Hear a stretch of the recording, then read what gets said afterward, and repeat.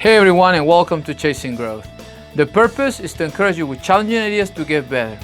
These videos are about leadership, personal growth, and organizational health.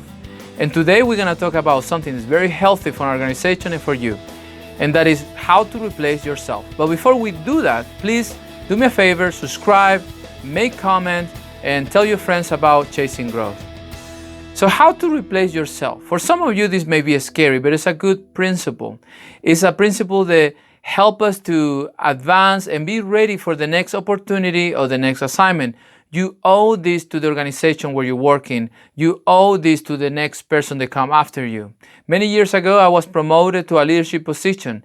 And at the moment, it was very scary because there was nothing ready for me. And I'm going to explain you the two areas that you have to invest a lot of time, energy, and money to be ready for the next person. So the next person that come after you, when you're no longer in the company because great opportunities or you retire or whatever reason, the next person can have the best experience possible coming to work in your position and seeing all the legacy, all the work that you left behind, and is ready for them.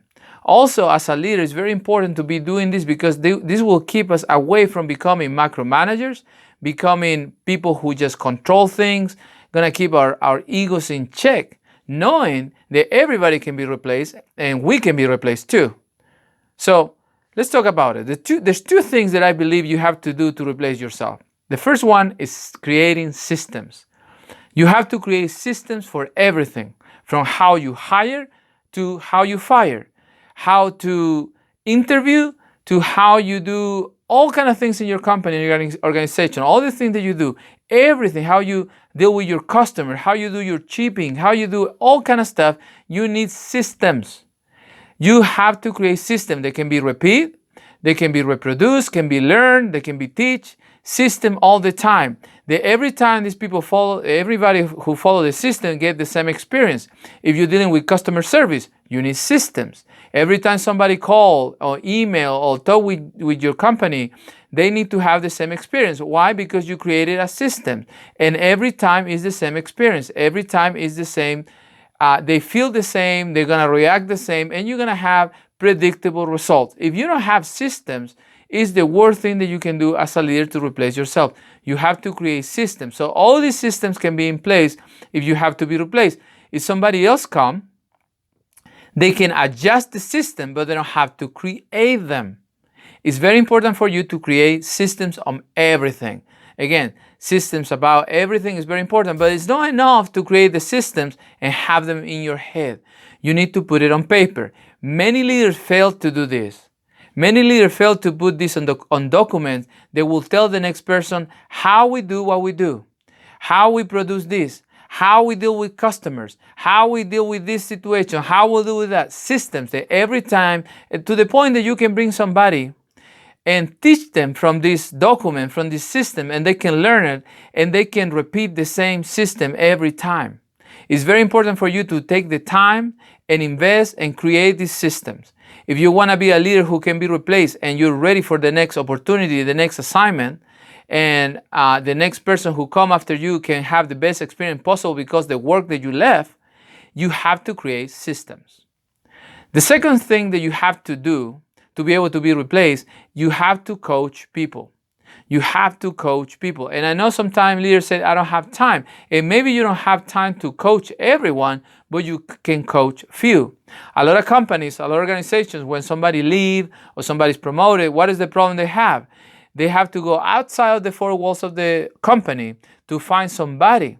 And that can be dangerous because every time you hire somebody, anybody, you have one hire away from a lawsuit. You're one hire from an accident and all that stuff.